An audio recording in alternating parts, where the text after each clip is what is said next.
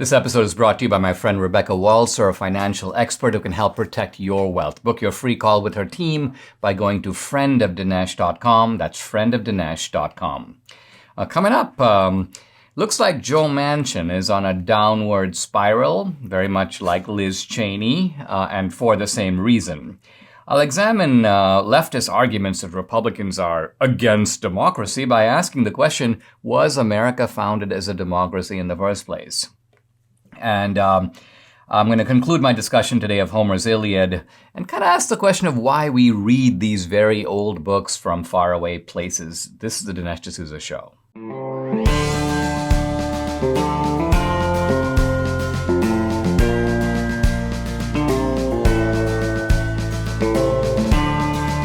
America needs this voice.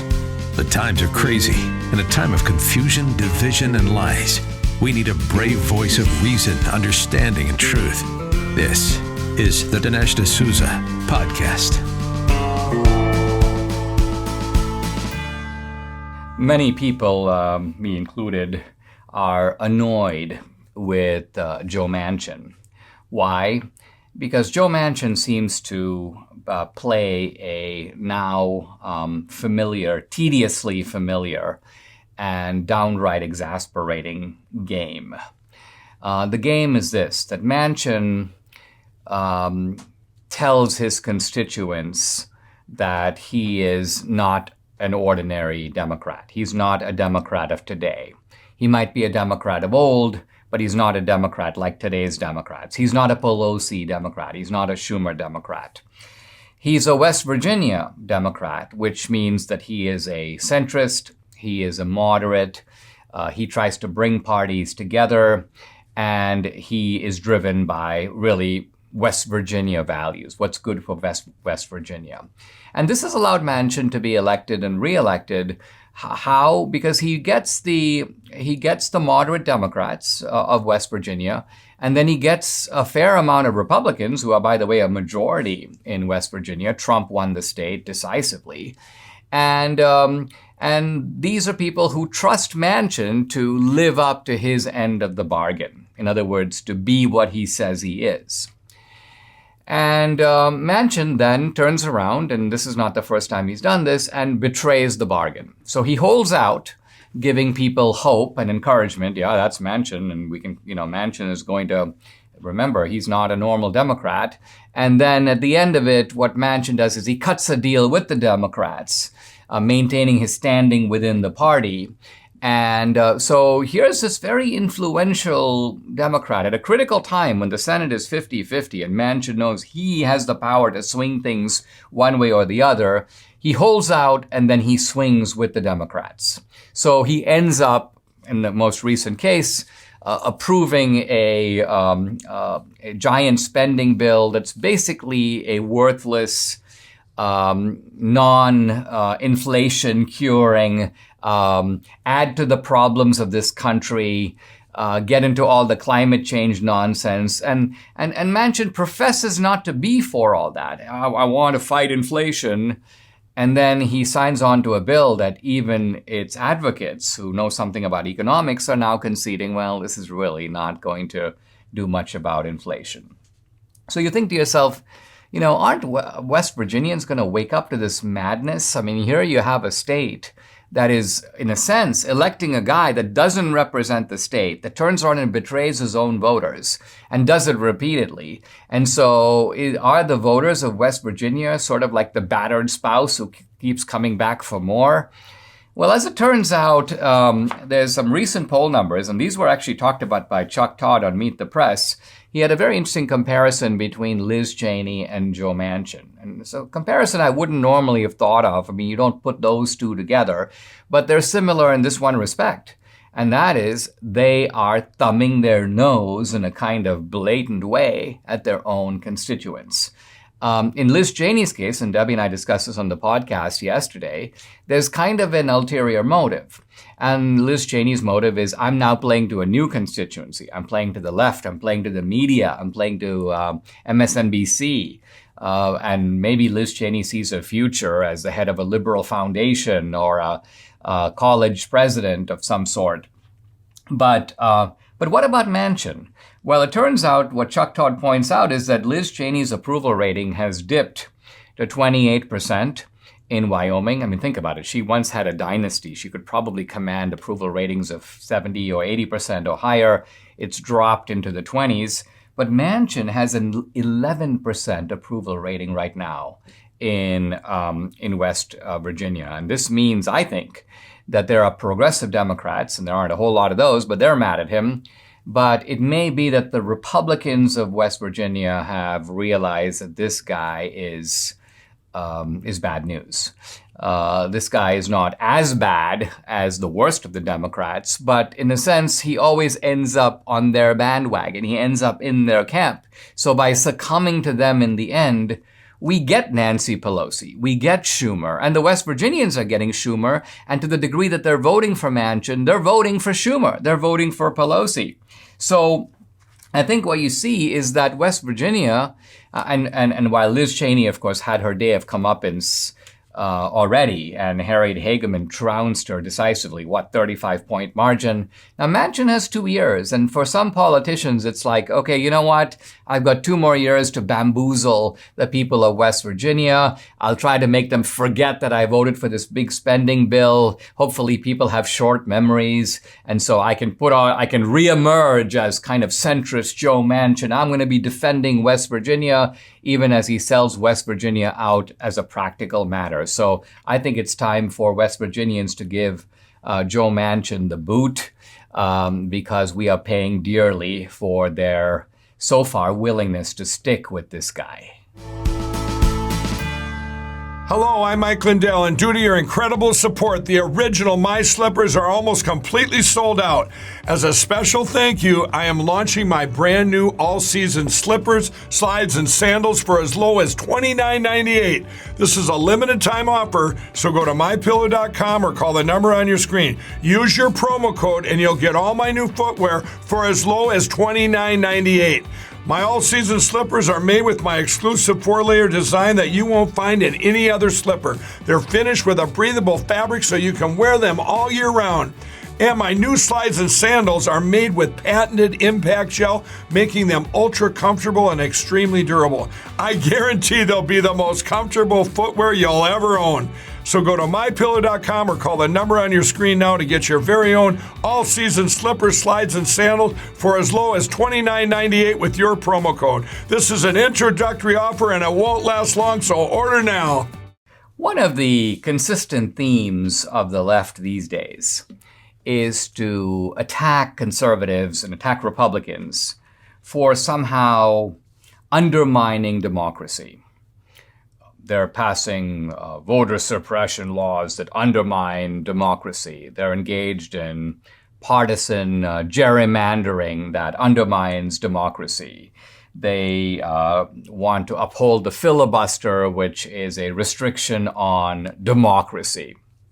And there's an interesting article I want to discuss that is in the New Yorker by Louis Menand. But Louis Menand's a smart guy. I've actually crossed swords with him a few times before. He was one of the early intelligent critics of illiberal education, my very first book out in 1991. And I think at that time, Menand was at NYU. He's subsequently been at Harvard. He might still be at Harvard. But in any event, he's got this essay in the New Yorker called American Democracy Was Never Designed to Be Democratic. And I was reading the article and kind of laughing through it because he's right. Now, let's see what Menand is trying to say, because he's trying to give a left-wing message to the left.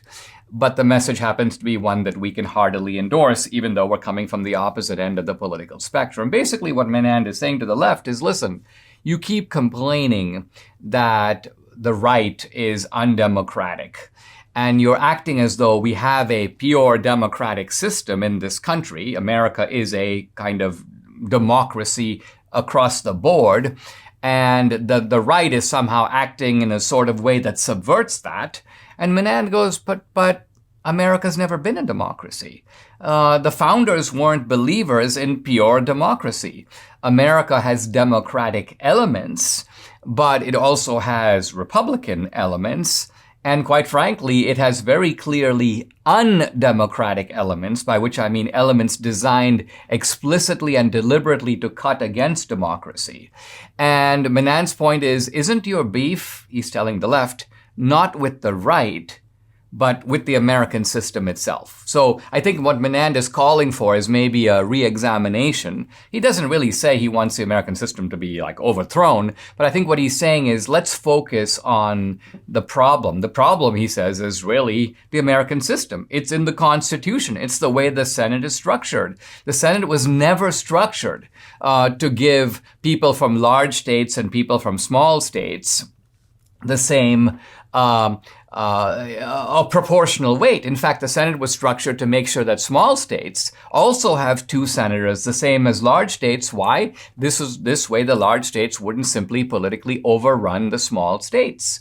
And partisan gerrymandering is, in fact, a 2-man game, by which I mean Republicans do it, Democrats do it too. The Supreme Court was designed and is, in fact, a kind of undemocratic institution, by which I mean justices aren't picked by election. They're nominated not for 4 years or 6 years, but they're nominated for generally lifetime terms. Their job is to affirm the Bill of Rights, to protect rights that are individual rights that were deliberately put in there into the Bill of Rights, into the Constitution, to be secure from majoritarian overthrow or from majoritarian overriding. Even the majority doesn't have the right. 95% of Americans don't have the right to tell you what religion to practice. 98% of Americans don't have the right to tell you what you can say or what you can believe. Your rights to assembly, your rights against unreasonable search and seizure, these are immune from majoritarian subversion. So Menand knows all this, and I think part of what he's doing is he's basically reminding the left that we have a system. Now, there are some conservatives who say, we don't live in a democracy. And the founders, while they do have statements where they kind of, they distinguish democracy from their own Republican system of government, what the founders are really doing is they're talking about ancient democracy, which was direct democracy. The ordinary citizen deciding directly about what the government should do. We obviously don't have that. We have representative democracy. We elect other people like Manchin, like Liz Cheney, and others, to act in our stead, representative democracy. So the American system has democratic elements. It has Republican elements. It has anti-majoritarian elements. And I would argue this is part of what makes the system so durable and so strong. When you think about revolutions, when you think about constitutions, there are a lot of countries that have had 30, 40, 50 constitutions. They overthrow one, they do another, they overthrow that one, they pick up another one. You have countries that have had revolutions that have failed. Think of the Russian Revolution. Think of the French Revolution, which failed when you had the terror, and then the overthrow of the revolution with the coming of Napoleon. The American Revolution has endured since really the 1780s. The Constitution has endured, not without amendment, but still there have been relatively few amendments. Again, going back more than 200 years. Why is that? There must be something particularly resilient about such a system. And I would argue that this is a system that, far from needing to be somehow abridged or changed, is a system whose virtues we need to rediscover and affirm. Some of us wish we could rewind the clock when it comes to our health. Exercising, climbing stairs, all the things young people take for granted. Well, these aren't things that have to stop just because you age. Neither do you have to endure the normal aging aches and pains. Now there's a 100% drug-free solution. It's called Relief Factor. Relief Factor supports your body's fight against inflammation. That's the source of aches and pains. The vast majority of people who try Relief Factor love it. They order more because it works for them. Debbie's excited. She's a believer. She now gets to do her bar exercise class now that she's alleviated her frozen shoulder thanks to Relief Factor. Debbie's even able to do planks and push-ups. She's like, I don't want to be without Relief Factor again. You too can benefit. Try it for yourself. Order the 3-week quick start for the discounted price of just $19.95. Go to relieffactor.com or call 833-690-7246 to find out more. That number again, 833-690-7246, or go to relieffactor.com. Feel the difference. Guys, we have a new guest for you today, someone who hasn't been on the podcast before, but I'm looking forward to this. It's Matthew Peterson, co-founder and president of a group called New Founding, and their website is newfounding.com. Matthew Peterson is a publisher of Return, and he's also the president of the Firebrand Super and founder of The American Mind, a publication of the Claremont Institute. Matthew, welcome to the podcast. You have been making a very interesting case that I want to talk to you about, that it is not enough to complain about the wokeness of American corporations. Because as I understand it, here we are subsidizing them and using their products even as we complain about them. So you think that as conservatives, we need a more well thought out strategy, and you have one to recommend. So let's begin by talking about the problem and about the way in which you may say we are implicated in it. Yeah, absolutely. Well, I think that a lot of your audience feels this. You and I feel this. There's a frustration when our own money, our own, lifeblood is being used against us, right? I mean, you can say you're going to boycott, say, Amazon or Target, but the fact of the matter is that's very difficult to do, and it really is not a practical strategy. And so what is going on right now is now they're using your 401k, they're using your investments in these large financial vehicles, turning it against you to keep these corporations woke. And so I think what we have to get away from is the idea that, go woke, go broke, eventually it will all just turn around. It's not going to turn around anytime soon unless people band together and do something. And the question is, what do we do? But I think the problem is people feel stuck, and they need to realize if they don't, that billions of dollars are under the thumb of woke capital. And that's not changing anytime soon. There's no working professional in tech, media, and finance who's, leans right and is quietly sitting there waiting to get fired if their views are known, who thinks this is going to turn around anytime soon. So that's the problem, I think, and it's a very, very serious one because that money funds the left's entire project. I mean, couldn't one extend the diagnosis even further by saying that precisely the same scenario applies to woke universities? Yes. Woke universities get money from state legislatures. That's part of how the state universities get funded. Private universities are funded obviously by tuition, but also by alumni contributions. And so we are, through the universities, bankrolling both the indoctrination, but to some degree the moral corruption of our own offspring. And again, what you're saying is this is not a problem that fixes itself. It's something that needs an organized response. So let's shift to the organized response. Talk about the way that you think about it, and what do you think conservatives need to do? Yeah. So first, what to do about it? I mean, I can't control the largest corporations in the world. And I think there's, absolutely we should be putting pressure on them. There's efforts to get shareholders together. That's all A+ stuff. They need to do that. But they're sort of like big ships that have been cannibalized they're being cannibalized by the pirates, They're going to last a while and they're not going to change. What we can do, though, is make them feel threatened. And that's not through boycotts, that's through funding alternatives. So what I notice is, and what's heartening, and what your audience should take heart in, it's a silver lining in these times, is that there are plenty of small mom and pop shops and small to medium-sized businesses throughout this country, a lot of them based in red state America, but not exclusively so, of business owners and CEOs who have had it with this stuff. They can't stand this stuff. And they are perfectly willing to fly a different flag, especially when they know now it's in their financial interest to do so, because they can become the non-woke alternative to the larger company. And that's what gets me excited, because that's all of a sudden where you draw blood. That's when they notice that, wait a minute, these companies are actually starting to threaten me around the margins, or a little bit more and a little bit more. You take a $10, $15 million company and change it into a $50, $60 million company, everyone in that sector is going to notice. And that is what we need to do. But in order to do that, we need a positive vision of what our movement is about. And this is the biggest thing I think the right has to work on. You can't defeat that positive with a negative.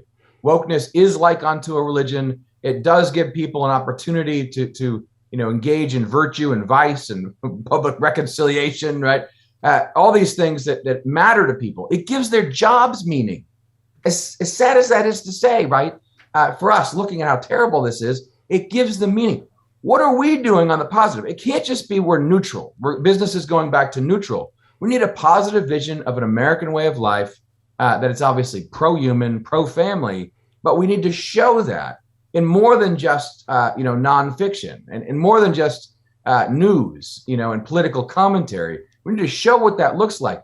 And then you can sell products and services around that because it's an attractive vision. And if we can start doing that, we start to shift, right, billions of dollars out from under woke capital. This is very important stuff, Matthew. Let's take a pause. When we come back, I'd like to explore more concretely how this can be done.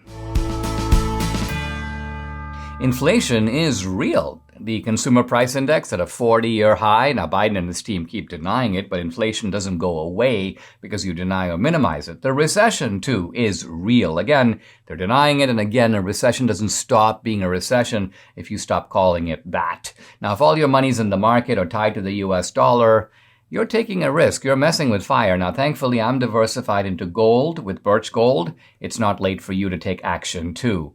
Text Dinesh to 989898. Get a free information kit on how to diversify and protect your savings with precious metals. Now, with an A-plus rating with the Better Business Bureau, countless 5-star reviews, thousands of satisfied customers, Birch Gold is the place to be. Debbie and I trust Birch Gold. We're happy customers. Join us and secure your future with gold. How do you do that? Text Dinesh to 989898. Get real help from Birch Gold today. You get your free, no obligation information kit on how to protect your hard-earned savings with gold. I'm back with entrepreneur and strategist Matthew Peterson. He's the co-founder and president of newfounding.com. Check it out. Also founder of The American Mind, a publication of the Claremont Institute. Matthew, in a sense, it seems to me you're recommending, well, let me loosely call it the Fox News model, because as I remember, for decades, you had a number of organizations that would criticize bias in the media. The media is so left-wing, but conservatives didn't have any alternative. And then Roger Ailes came around and said, well, if we're right that half the country is not being served, why don't we create a new channel and people are going to flock to it because there's a demand for it and we're just supplying to those customers. What you seem to be saying is that this is also true across the board. It's not just in media. People don't want to subsidize woke corporations. In fact, what you're saying is there's a market for anti-wokeness. Am I right in understanding you? And if so, tell us how that market can be tapped. Yeah, I think Fox News in the beginning is a perfect example because it was saying we're going in a wholly new direction. We're going in with the news and with entertainment, right? With everything. And I think now the problem is usually whose editorial vision is at the top, who sees what unifies half plus the country, right? And can get that right. And so right now, that half plus the country, we're atomized. We don't have a lot of outlets to see even how half the country lives, right? It's not allowed. You're not allowed to show that on TV. You could not show a happy, successful, conservative, traditional family on normal television. That would never get greenlit. We all know this. Well, that's devastating. And that makes that really hurts. And this is why, all these forms of media are so important because they help sell products and services, right? They bind it together into a movement. We don't have that. So that opportunity is there now. How do we get there? That's a difficult question, right? But first, the absolute first thing we need to realize is we have to think a lot bigger than we've been thinking in the past. We have to think, what would actually solve this problem? Have the attitude of a winner. What would winning look like? You know this yourself from what you have gone out and done, right? In terms of media. You have to think, what does it take to win? And if that takes alternative institutions, then damn it, that's what we're going to do. Right. But I think the difference now is it's much more practical than it was in the past because the demand is there. because people are pining for this. And because the wokeness is so all pervasive, anything that goes in the other direction stands out immediately and people gravitate towards. So we can get into some practical details, but that I think is that's the move. The Fox News is the model. We need to build new things, but they have to be identified as part of a movement. Let me give you one example just real quick in politics. It might help people understand where we're at in the commercial and cultural space. Politics right now is really hard. It's hard for people to look at who's the real America First candidate. Who's really going to move us forward, right?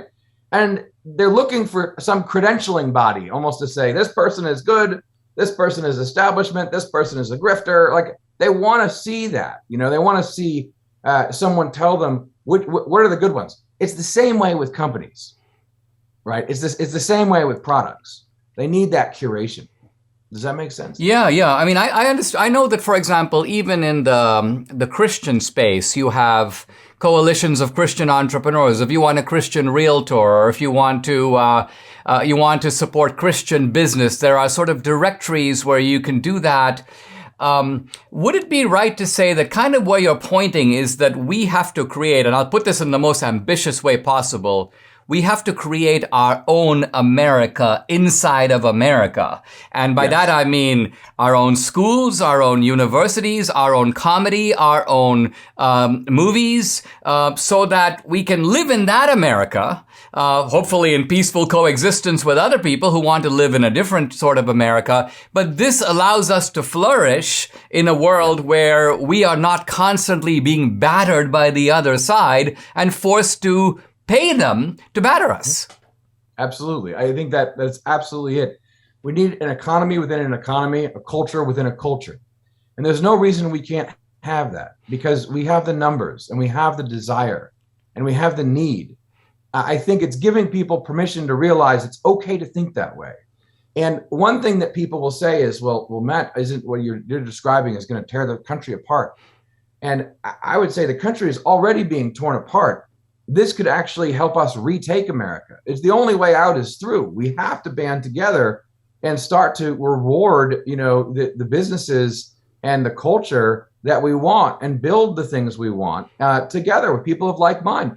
The idea that would be considered wrong in some way is ridiculous. I mean, that's going to destroy you at this point if you stay in some of these places or you let your kids be educated by these people. And so you see winning examples all around. You can say in education, look at Hillsdale, look at what Larry Arnn, another fellow Claremonster, has accomplished. Look at Fox News, what they did. I mean, regardless of where it's at now, I mean, what they created was amazing. What Ailes' vision was realized. No one thought it was possible. And now you have all these people. The first sign of what's going on is all these people moving across the country. And it's not just, blue locusts from blue states moving. You have significant evidence that places like, it's not all roses, but places like Texas and Florida are redditing. They are not, going, and they're becoming more conservative. And so people are moving. And you also see any business that kind of, plants a flag for just 5 seconds, people will flock to when they say it's not woke. So really where we're at is thinking we need the most talented people out there to start banding together in finance, tech, and media to start thinking about how we incubate the things that are needed that will really help drive a movement, light a fire that just, starts lighting itself all over the place. Matthew, these are great ideas. And, maybe I'll just recommend you start thinking about, and I can help you with this as well. We should do some sort of a summit where we explore all this in more concrete detail, because I'll tell you that the donors, the billionaires on our side, they know there's a problem, but they don't have a clear understanding of what it is and what they can do about it. Very often their solution is something like, let's have a dinner for Joe Manchin to try to see if we can get him to hold out for like one more week before the lions start eating us. And this, I think what you're saying is hardly a viable long-term strategy. Hey, thanks for joining me on the podcast. Really appreciate it. Thank you. Here we go.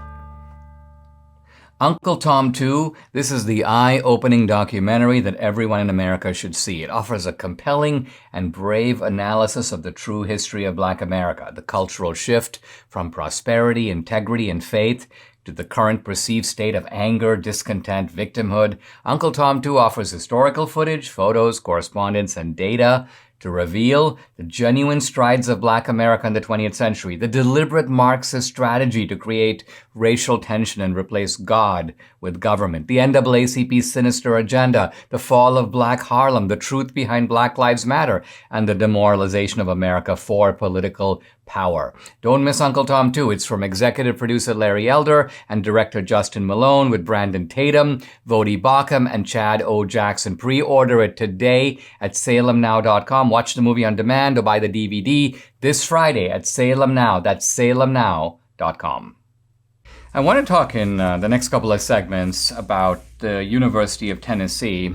And the reason I'm doing this is because it illustrates the way in which the problems that we're dealing with, in this case, a kind of woke infiltration of the universities, is a problem that is not only on the other side, but to some degree our fault, our side.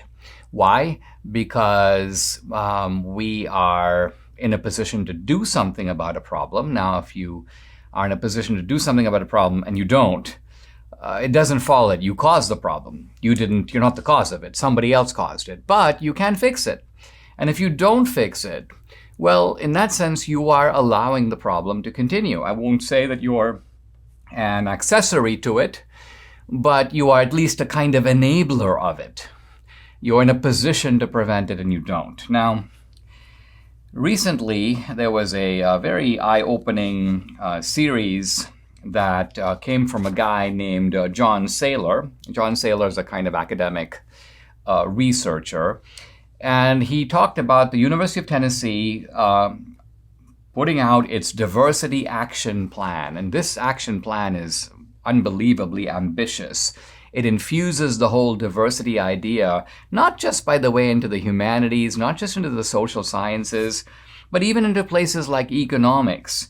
Even into places like chemistry, even into places like the College of Veterinary Medicine, the Haslam School of Business, the College of Law, the College of Engineering. In all these places, you have to essentially demonstrate your fidelity to wokeness, to diversity, and to inclusion and equity.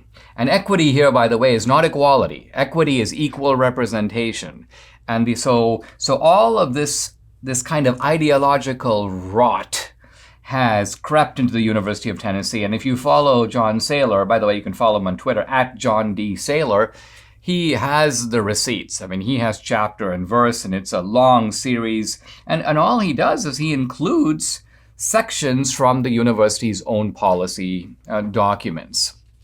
So he's got the goods on the University of Tennessee. Look, in the College of Engineering, students are required to write a 2-page essay reflecting on their own biases. And this is in the College of Engineering. So apparently your biases, your racial biases, can creep into engineering. You're supposed to somehow. So this kind of, this almost reminds you of what happened in some of the extreme socialist countries where, the science became infected with Marxist ideology, and ultimately the science itself kind of ground to a halt. And Russia, which was once in the forefront of science, basically dropped to a backward country. So this is a serious problem at the University of Tennessee, but the point I want to make is it's a serious problem in a Republican state. Now, what does this mean? What it means is that the University of Tennessee chancellor, this is Don D. Plowman, who has been pushing all this. And by the way, not surprisingly, a lot of this stuff goes all the way back to George Floyd. Because right after George Floyd, everybody sort of takes a bow, and everybody takes a vow, and they say, we've got to remake the whole university now in light of this incident, and we've got to have diversity and equity and inclusion in everything we do, stretching from top to bottom. So think about it. For 2 years now, the University of Tennessee has, in a sense, declared what it's about to do. It declared what it's about to do, remake the university along diversity lines. Then it set about doing it, a 2-year process.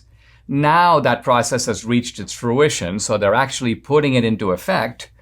And the question is, why aren't Republicans who dominate the state, who dominate the governorship, who dominate the legislature, who actually appoint people to the board that runs the University of Tennessee, who are responsible for the choosing and advancement of the president and other top officials, why don't the Republicans who are in a position to fix the problem fix it?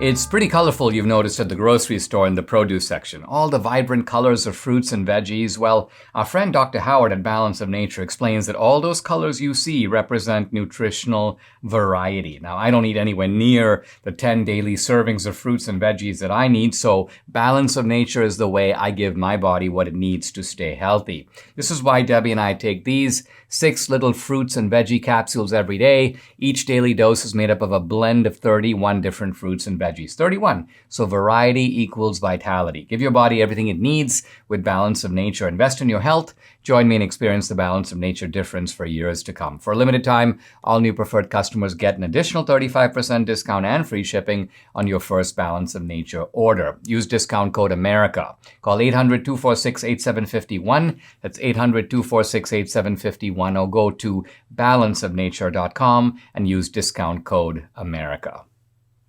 I'm talking about the University of Tennessee and the woke ideology that the university is now promulgating, the result of a 2-year process.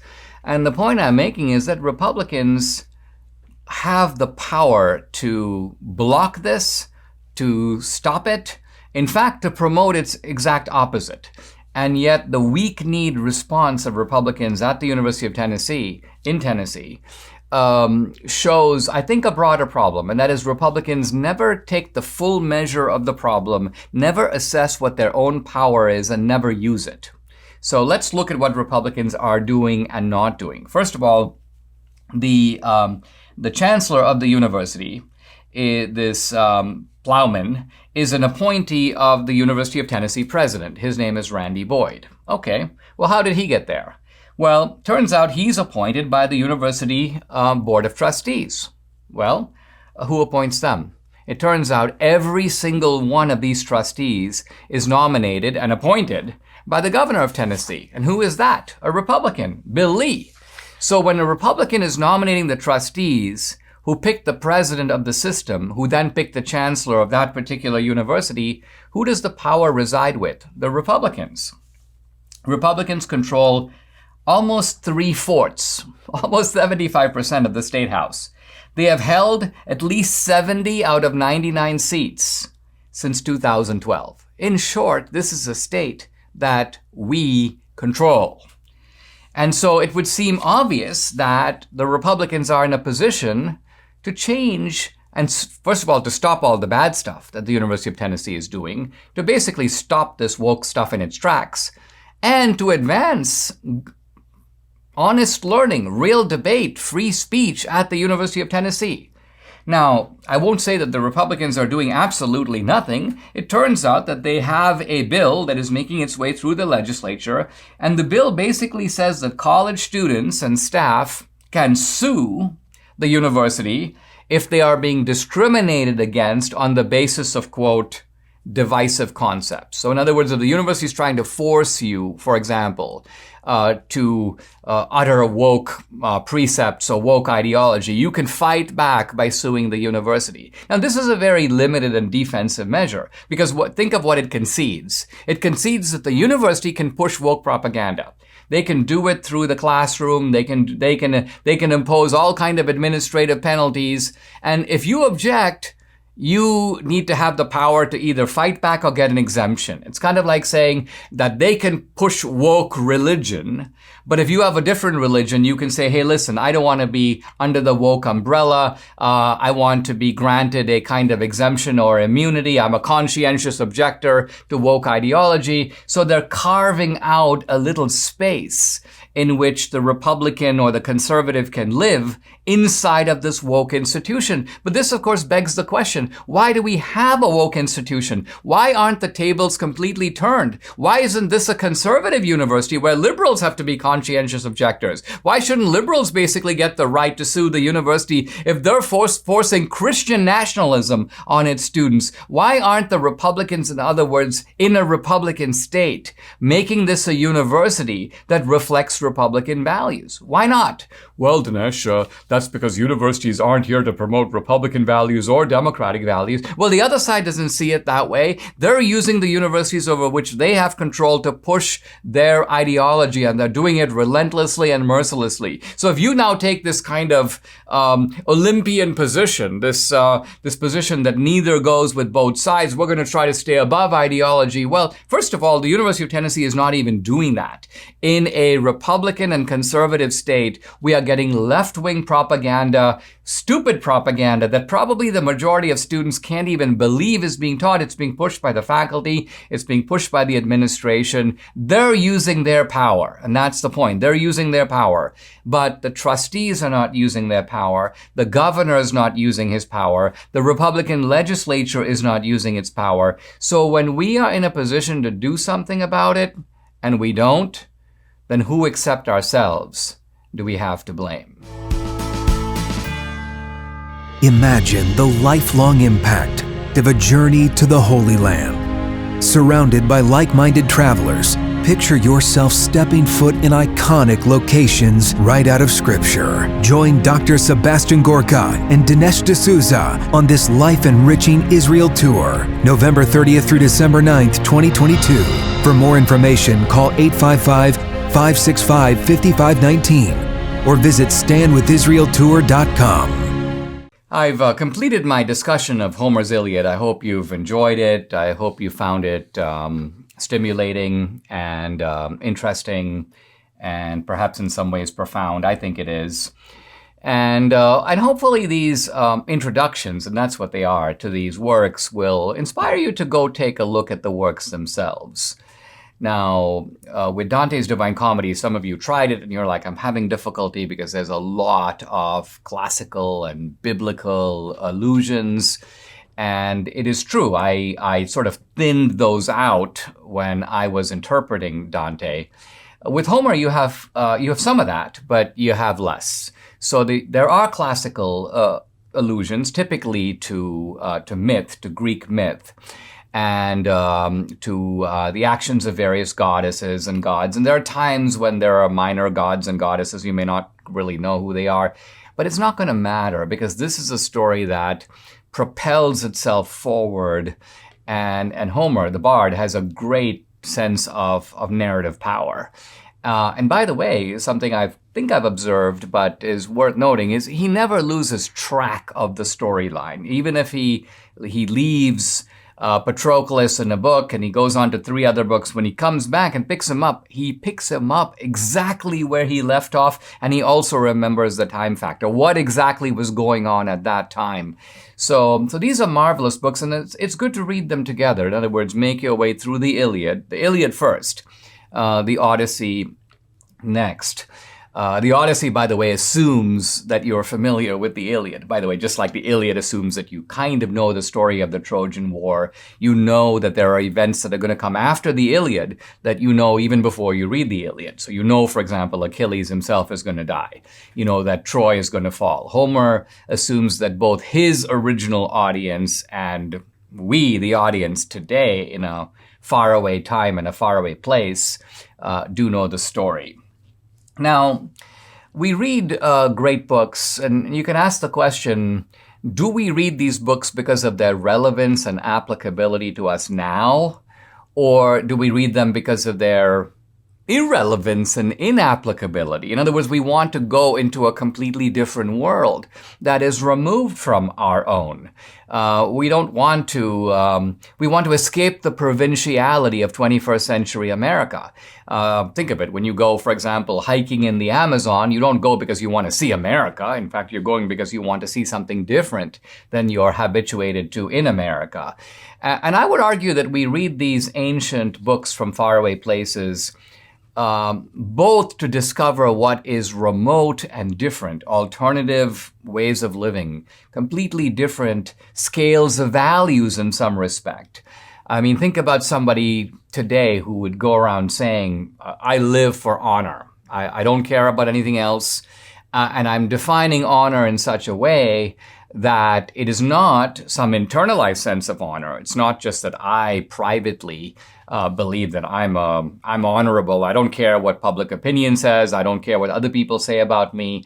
I have this unshakable, impregnable inner sense of honor. No. In the Homeric sense, we would want to find somebody today for whom honor meant what other people say about you, and what other people say about you now while you're alive, and what other people say about you when you die. Now, interestingly enough, this kind of faraway concept does in fact exist in modern America. It exists right now.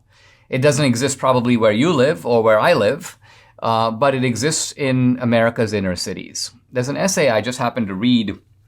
This is from the May 1994 issue of the Atlantic Monthly. It's called The Code of the Streets. It's written by an urban anthropologist. I've referred to him before in the podcast. His name is Elijah Anderson. And he talks about the fact that in the inner city where material possessions are scarce, material possessions become a mark of your social importance.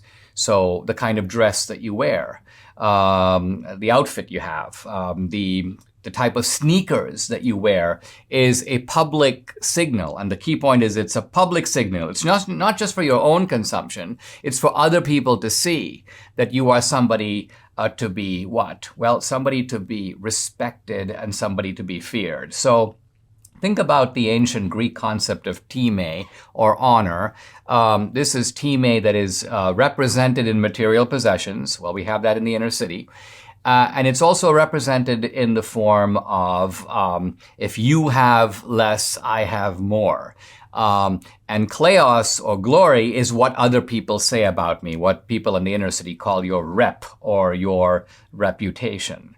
When you first read the Iliad, it may seem downright crazy that this guy Achilles is making such a big fuss, such a big racket, threatening to retreat from the war altogether. Why? Over a concubine. And the point I tried to make while expounding that is it's not just over a concubine. The concubine represents Achilles' honor. It represents a prize that he has sort of won, that he deserves. And out of that prize, or these prizes collectively, comes the sense of glory of your martial accomplishments in combat. That's going to cause people to talk about you. That's going to give you a good reputation. And by the way, for the Greeks who did not have any kind of developed sense of immortality, this was the only immortality you could have. What are people going to say about you after you're gone? Will they even remember you at all? Very interestingly, we'll see that these very same concepts of kleos and time extend out into the Odyssey. Now, the Odyssey is a very different kind of epic, and I'll start my discussion of the Odyssey tomorrow. In a way, you could say that while the Iliad is a war epic, the Odyssey is a peace epic. And while the theme of the Iliad is honor and glory, the theme of the Odyssey is, in fact, homecoming. So they seem very different. Yet the same themes in the Iliad resonate in very different contexts in the Odyssey, and vice versa. So the two epics are closely and beautifully interconnected. And that's why it makes sense to read them kind of in companionship, the one with the other. But the point I'm trying to make is that these books continue to have a value for us, both because of their remoteness and strangeness, and they allow us to contrast another world with the world we live in. And at the same time, they are startlingly relevant, startlingly familiar, and they deal with universal themes that have endured from the days of Homer to our own. Subscribe to the Dinesh D'Souza podcast on Apple, Google, and Spotify, or watch on Rumble, YouTube, and SalemNow.com.